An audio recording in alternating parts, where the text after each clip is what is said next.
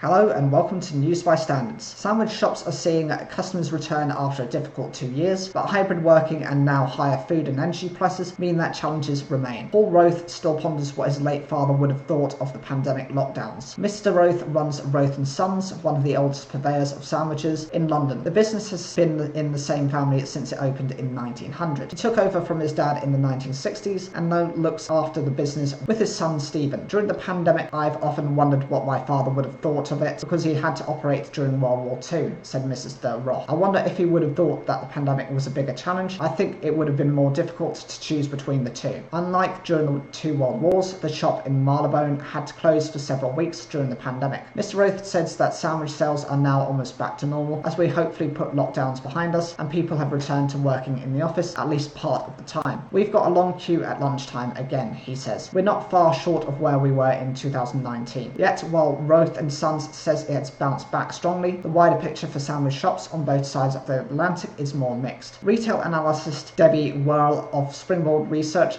which tracks footfall in retail destinations, says the main problems is two words: hybrid working. With many of us now only going into the office a few days a week, it is inevitable that some sandwich shops will struggle to return to 2019 sales levels. Hybrid working is very much established now. Sandwich shops, in particular in central London, are not going to have the trade they once had. Her opinion is backed by Bloomberg's Pret Index, which tracks weekly store sales figures given to it by sandwich chain Pret-a-Manger for London, New York, Paris and Hong Kong. Pret sales in the City of London are still below pre-pandemic levels. 2 weeks ago they were 12% lower, whereas in New York, Pret sales remains far more muted, with those at its downtown branches still only at 46% of 2019 levels. In Edinburgh, bagel shop Bros Bagels closed one of its city centre outlets during the pandemic due to a lack of its previous regular office work customers. We decided not to renew the lease on that city centre premises, not because we weren't growing as a company, but because we just assumed that even when coronavirus was over, not as many people would return to offices, says owner Lara Boss. The firm also shut another branch in the Leith area of the Scottish capital. It now has 4 outlets across the city, with 3 in more residential neighbourhoods and therefore less affected by hybrid working. While the business is also continuing with the home delivery service that it started during the pandemic, Ms. Bross says that customers have this year started to return to its outlets in larger numbers. She adds that Bros Bagels also remains active on social media, which during the pandemic helped it connect clientele. We're now seeing lots of posts from customers saying "back to work bagel." The photos of bagels have gone from people in their pajamas at their desks in their houses to back in the office, but they still have their bagels. Keyshawn Warren, owner of 2 New York sandwich, fruit shop and coffee shops called Bakelin Blend, says it was support from the local community in Brooklyn that primarily helped his business through the pandemic. He's also grateful for the initiatives launched in 2020 to support black-owned companies in the US during the pandemic, such as the Coalition to Back Black Businesses. Like many other food businesses, Brooklyn Blend refocused on delivery during the pandemic, but also had the confidence to open its second branch in September 2020. Once the lockdown lifted, people were begging us to open the indoor seating again so they could come back in and have that interaction with each other, says Mr. Warren. Now we're seeing a lot of people coming in working on their laptops. We're seeing sales go back to pre-pandemic levels, but even for sandwich bars that made it through the pandemic, there are still continual challenges in addition to hybrid working, such as rising food and energy prices. Food prices are going up all the time and some days businesses can't get ingredients, says Jim Winship, the director of the British Sandwich Association. We've lurched out of the pandemic to now a crisis in terms of supply chain issues and rampant energy costs. Paul Roth is one of the many business owners dealing with the rising cost of ingredients. A case of butter was costing us £39.99 just after Christmas, and now it's costing us £69, he says. Most things are going up, it's just a question of keeping your finger on the pulse of profit margins. For Lara Bross, the big issue is staff shortages, which she puts down to former hospitality workers being forced to find jobs in other sectors of the economy during the pandemic. I guess it became a realization that you could work from home, you didn't have to go and serve tables, she says. I feel like the younger generation are not as inspired by hospitality like I think we were, but Miss Bross is determined to help reignite a passion for the industry. I've got lots of friends in hospitality and lots of them have lost the will, she says. I want to see it get back up and be part of the revolution, to stay positive and use our audience to show people that hospitality is fun.